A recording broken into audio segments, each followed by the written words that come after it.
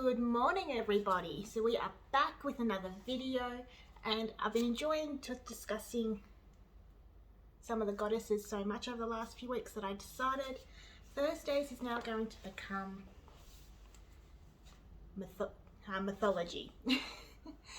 But mythology, not covering obviously the mythology of the various deities, but also how the ancients actually practiced their religions with those deities as well. So the first one off the rank is, and I'm starting with the Greek pantheon, just because it is the one that I did grow up with and do know probably the best. But I am still doing a lot of research into all of it, especially into how the religions were actually practiced. But yes, so we're starting today with the goddess who, without, we would not have had the Greek pantheons. And that is the Goddess Khaos.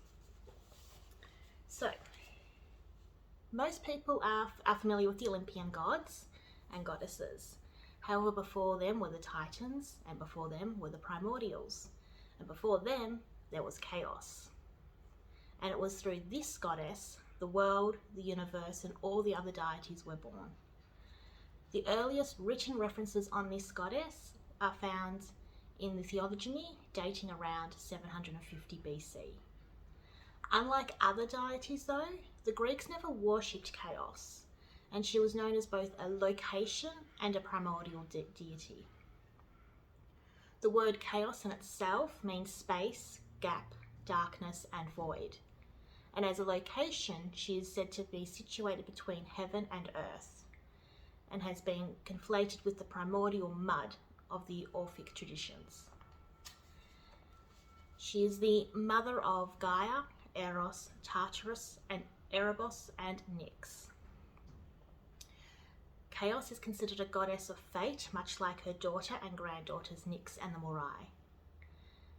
She is the source of all the elements, and she is the origin of everything. Later classical authors redefined chaos as a chaotic blend of elements, which is from where the modern meaning now comes from. Chaos, along with her offspring, form the etheric side of the world in Greek mythology. So, and these are some of the tales that she appears in. So there are a few mentions of chaos in addition to her role as in birthing of the world. In this account of Zeus's fiery fight with the Titans, it's described how an astonishing heat took over Chaos, and how it seemed as though Gaia and Uranos had rushed towards each other and met.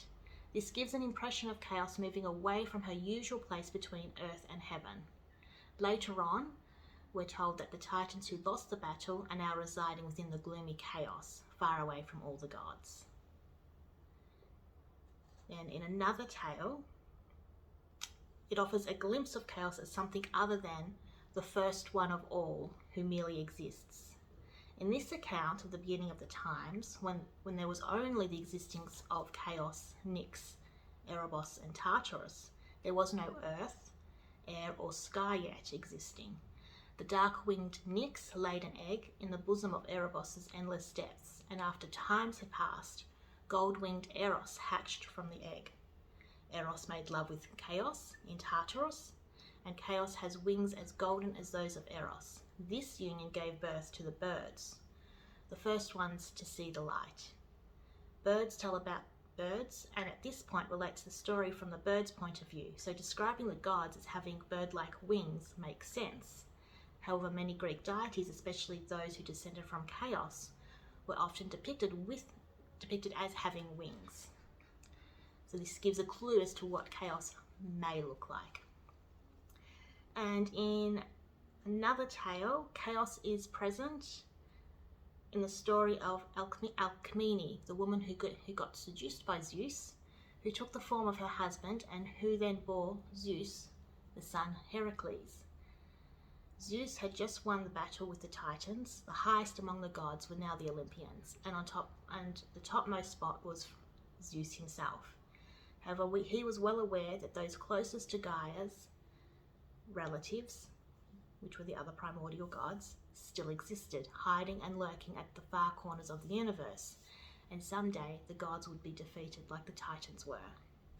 So that is just a little bit about Khaos and some of the stories that I could find her in. But from what I can gather is that Khaos wasn't so much worshipped, but she was known and was seen as the deity that was behind all the other deities, I guess you could say.